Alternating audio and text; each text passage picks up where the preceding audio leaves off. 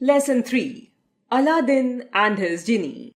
Once upon a time, a widow had an only son whose name was Aladdin. They were very poor and lived from hand to mouth, though Aladdin did what he could to earn some pennies by picking bananas in faraway places. One day, as he was looking for wild figs in a grove some way from the town, Aladdin met a mysterious stranger. This smartly dressed, dark-eyed man with a trim black beard and a splendid sapphire in his turban asked Aladdin an unusual question. "Come here, boy," he ordered. "Would you like to earn a silver penny?" "A silver penny!" exclaimed Aladdin. "Sir, I'd do anything for that kind of pay." "I am not going to ask you to do much. Just go down that manhole. I am much too big to squeeze through myself. If you do as I ask, you will have your reward." The stranger helped Aladdin to lift the manhole cover, for it was very heavy. Slim and agile as he was, the boy easily went down. His feet touched the stone and he carefully made his way down some steps and found himself in a large chamber. It seemed to sparkle, though dimly lit by the flickering light of an old oil lamp. When Aladdin's eyes became used to the gloom, he saw a wonderful sight: trees dripping with glittering jewels, pots of gold and caskets full of priceless gems. Thousands of precious objects lay scattered about. It was a treasure trove. Unable to believe his eyes, Aladdin was standing dazed when he heard a shout behind him. "The lamp! Put out the flame and bring me the lamp!" Surprised and suspicious, for why should the stranger, out of all such treasure, want an old lamp? Aladdin wondered. Perhaps he was a wizard. He decided to be on his guard. Picking up the lamp, he retraced his steps up to the entrance.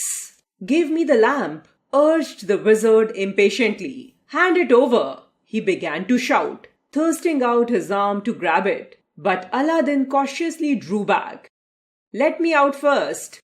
"Too bad for you," snapped the stranger, slamming down the manhole cover, never noticing that as he did so, a ring slid off his finger. A terrified Aladdin was left in pitch darkness, wondering what the wizard would do next. Then he trod on the ring. Aimlessly putting it on his finger, he twisted it round and round. Suddenly, the room was flooded with a rosy light, and a great genie with clasped hands appeared on a cloud. "At your command, sir," said the genie. Now, astounded, Aladdin could only stammer, "I want to go home." In a flash, he was back in his own house, though the door was tightly shut. "How did you get in?" called his mother from the kitchen store. The minute she set eyes on him, excitedly her son told her of his adventures. "Where's the silver coin?" his mother asked. Aladdin clapped a hand to his brow, for all he had brought home was the old oil lamp. "Oh, mother, I am so sorry. This is all I've got." "Well, let's hope it works. It's so dirty." And the widow began to rub the lamp. Suddenly, out shot another genie in a cloud of smoke. "You have set me free after centuries. I was a prisoner in the lamp, waiting to be freed by someone rubbing it. Now I am your obedient servant. Tell me your wishes." And the genie bowed respectfully, awaiting Aladdin's orders. The boy and his mother gaped wordlessly at the incredible apparition. Then the genie said with a hint of impatience in his voice, "I am here at your command. Tell me what you want. Anything you like." Aladdin gulped then said, Bring us. His mother hadn't yet begun to cook the dinner. He went to say, "A lovely big meal." From that day on, the widow and her son had everything they could wish for: food, clothes, and fine home. The genie of the lamp granted them everything they asked him. Aladdin grew into a tall, handsome young man, and his mother felt that he ought to find himself a wife sooner or later. One day, as he left for the market, Aladdin happened to see the Sultan's daughter, Halima, in her sedan chair being carried through the streets. He only caught a fleeting glimpse of the princess, but it was enough for him to want to marry her. Aladdin told his mother, and she quickly said, "I'll ask the Sultan for his daughter's hand. He'll never be able to refuse. Wait and see." And indeed, the Sultan was easily persuaded by the casket full of diamonds to admit the widow to the palace. However, when he learned why she had come, he told the widow that her son must bring proof of his power and riches. This was mostly the Chamberlain's idea, as he himself was eager to marry the beautiful black-eyed Sultan's daughter. "If Aladdin wants to marry Halima," said the Sultan, "he must send me 40 slaves tomorrow. Every slave must bring a box of precious stones, and 40 Arab warriors must escort the treasure." Aladdin's mother went home sadly. The genie of the magic lamp had already worked wonders. But nothing like this. Aladdin, however, when he heard the news, was not at all dismayed. He picked up the lamp, rubbed it harder than ever, and told the genie what he required.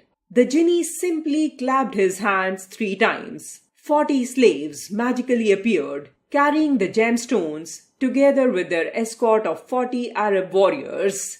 When he saw all this, the next day the Sultan was taken aback. He never imagined such wealth could exist. Just as he was about to accept Aladdin as his daughter's groom, the envious Chamberlain broke in with a question.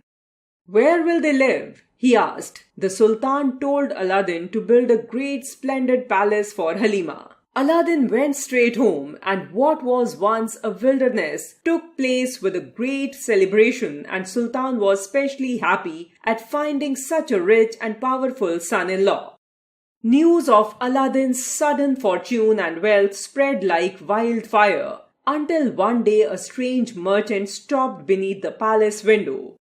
"Old lamps for new," he called to the princess standing on the balcony. Now, Aladdin had always kept his secret to himself. Only his mother knew to it, and she never told a soul. Halima, alas, had been kept in the dark, and so, now wanting to give a surprise to Aladdin, fetched the old lamp she had seen Aladdin tuck away and gave it to the merchant in exchange of a new one. The merchant quickly began to rub it, and the genie was now at the service of the wizard who had got his magical lamp back. In a second, he whisked away all Aladdin's possessions and magically sent the palace and the princess to an unknown land. Aladdin and Sultan were at their wits' end. Nobody knew what had happened. Only Aladdin knew it had something to do with the magical lamp. But as he wept over the lost genie of the lamp, he remembered the ring of the genie from the wizard's finger. Slipping the ring on his finger, Aladdin twisted it round and round. "Take me to the palace where the wizard has hidden my wife," he ordered the genie. In a flash, he found himself inside his own palace, and peeping from behind a curtain, he saw the wizard and the princess, now his servant. Hissed Aladdin, "Aladdin, it's you!" "Shh! Don't let him hear. You take this powder and put it into his drink. Trust me." The powder quickly took effect, and the wizard fell into deep sleep. Aladdin hunted for the lamp high and low, but it was nowhere to be seen. But it had to be there. How otherwise had the wizard moved the palace? As Aladdin gazed at his sleeping enemy, he thought of peering underneath the pillow. The lamp, at last sighted, Aladdin hastily started rubbing it. "Welcome back, master," exclaimed the genie. "Why did you leave me at others' service for so long?" "Welcome," replied Aladdin. "I'm glad to see you again. I have certainly missed you." "At your command," smiled the genie. "First, put this wicked wizard in chains and take him far away where he will never be found again." The genie grinned with pleasure, nodded his head, and the wizard vanished. Halima clutched Aladdin in fear. "What's going on? Who is that genie?" "Don't worry, everything is all right. Aladdin reassured her as he told his wife the whole story of how he had met the wizard and found the magic lamp that had enabled him to marry her. Everything went to normal and the happy pair hugged each other tenderly. "Can we return to our kingdom?" the princess asked timidly, thinking of her father so far away. "The magic that brought you here will take you back, but with me at your side forever." The Sultan was almost ill with worry. His daughter had disappeared along with the palace, and his son-in-law had vanished too. Nobody knew where they were. Not even the wise men knew. The jealous Chamberlain kept on repeating, "I told you Aladdin's fortune couldn't last." Everyone had lost the hope of seeing the missing pair again, when far away Aladdin rubbed the lamp and said to the genie, "Take my wife, myself, and the palace back to our land as fast as you can." "In a flash, sir," replied the genie. At the snap of a finger, the palace rose into air and sped over the Sultan's kingdom above the heads of the astonished subjects. It gently floated down to earth and landed on its old site. Aladdin and Halima rushed to embrace the